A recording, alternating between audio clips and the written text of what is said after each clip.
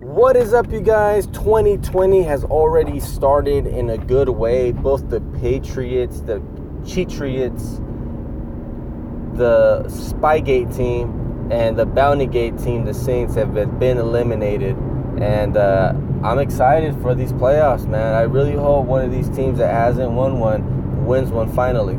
I was kind of happy for the Eagles last year, or the year before that. And then, I'm supporting any team that has not won one ever. So, NFC, I'm done with you. It's all AFC right now. I can't allow a NFC team to win. So, AFC all the way. One thing as well is the Vikings destroyed, in my opinion, the hopes and dreams of every Saints fan in New Orleans, and that is a beautiful thing. They have no class. They are a crybaby-ass fan base that will find any way to blame the refs, throwing things at the referees, throwing things. That's how salty these Saints fans are, is that they're throwing things at the refs while the refs are trying to get into the locker rooms, and they're throwing things at them.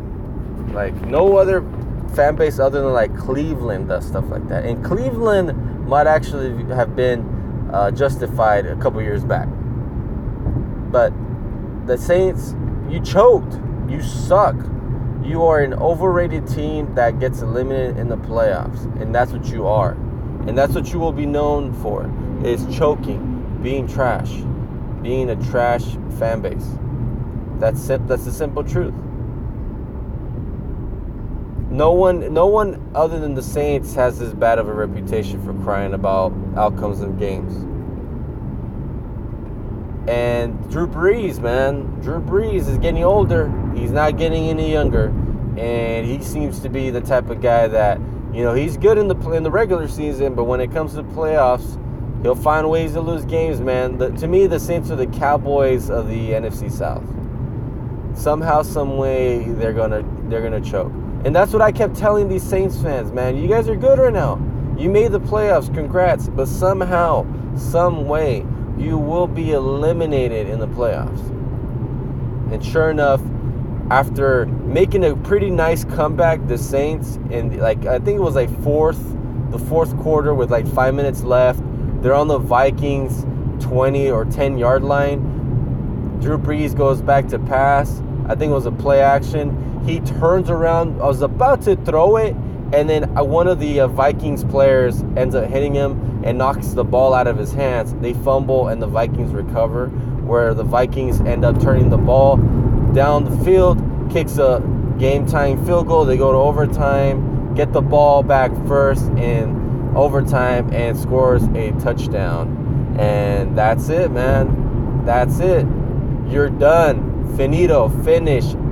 Hasta la vista. Sayonara. Playoffs are finished for the Saints. And I'm right here all chipper, eating my lunch.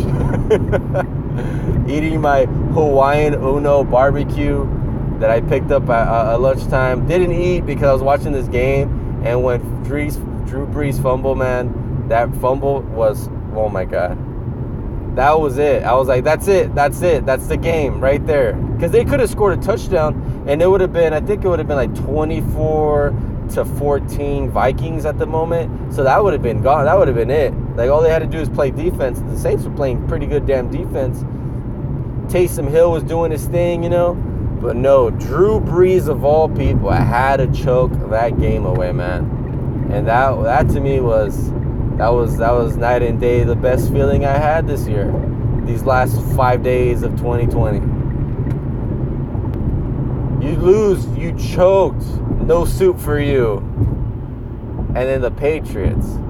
Oh, the Patriots. Oh, I hate the Patriots. It goes Niners, Patriots, Raiders.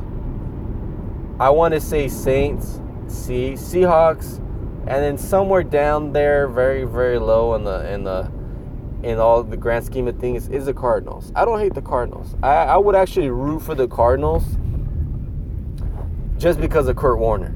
That's how much I don't dislike the Cardinals. I have no reason to. They're in their division, but we own the Cardinals, dude. They're like our little brother. And they had Kurt Warner. But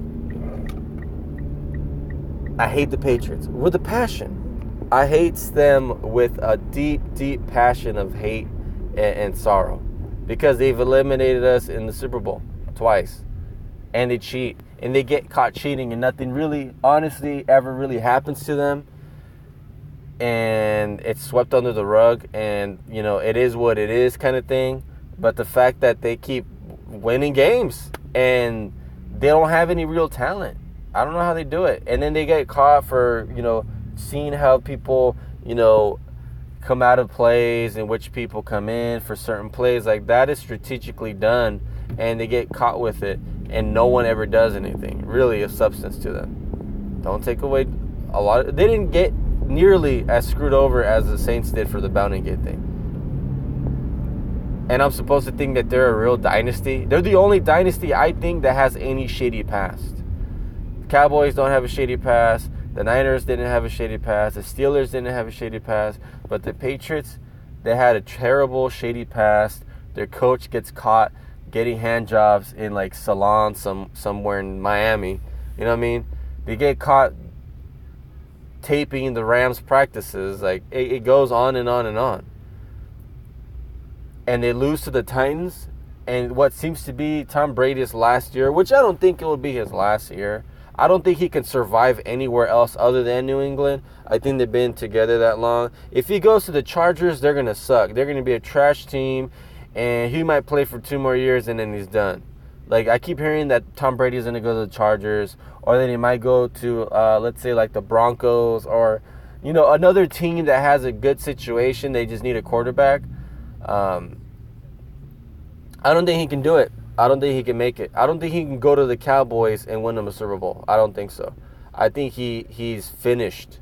I think he's a bum quarterback that has a terrible arm, and the only way that he can get yards is check downs and screen passes, and that's about it. That's all I see from the Patriots. I don't want to hear anything else, that he's such a great quarterback. Maybe back in 2007, 2008, up until 2013, that was correct. But since 2014 and up, that's all he has is a slot receiver that gets him 5 yards, and then just keep going down the field. His check down running backs, and maybe Gronk. But he doesn't have Gronk. He was trashed this year. The only way they make playoffs is because they're in that shitty division with the Jets, with the Bills, and the Miami Dolphins. Like, if you have a terrible division, which the Rams did last year, other than the Seattle Seahawks, they won those games. Those are 4 easy wins. Then you maybe try to sweep the division, get 6-5. You honestly only need 10 wins and more to advance. And out of those non-division games, that's a big, easy possibility. And then if you're playing another crappy division, then you get home field advantage, because then you get like 11, 12, 13 wins. So that's what I expect the Rams to do next year. I expect them 12-4 or better. 12-4 or better. You don't do worse than 12-4 next year, because since the way we finished this year, next year we'll have an easier schedule on paper. But the Patriots, they find ways to win, man, and they could not beat the Titans. They couldn't. They couldn't stop the run. They couldn't stop the pass. And, Tannehill isn't the best, but he's better than what they had before. And he makes sure that they run the ball 33 times, you guys. 33 times on the Patriots. And I think they ended up with 150 yards rushing. That's the Titans, dude. Imagine... I mean, I know that the Titans possibly have a better offensive line than the Rams do. Don't get me wrong. I totally understand that's a possibility. But if the Rams just simply run the ball 20 times a game, they will find a way to get 100 yards. Unless it's the Ravens. And even against the Ravens, the Rams had a really good running game. Like, when we ran the ball effectively. But we didn't run the ball. That's the problem. So the Titans found ways to beat the Patriots, and they put them in their place. And I like that Roger Saffold got his much-needed revenge. Because I think this game meant a lot. And Roger Saffold was out there serving pancake blocks all freaking game. So the Patriots lose. The Saints lose. The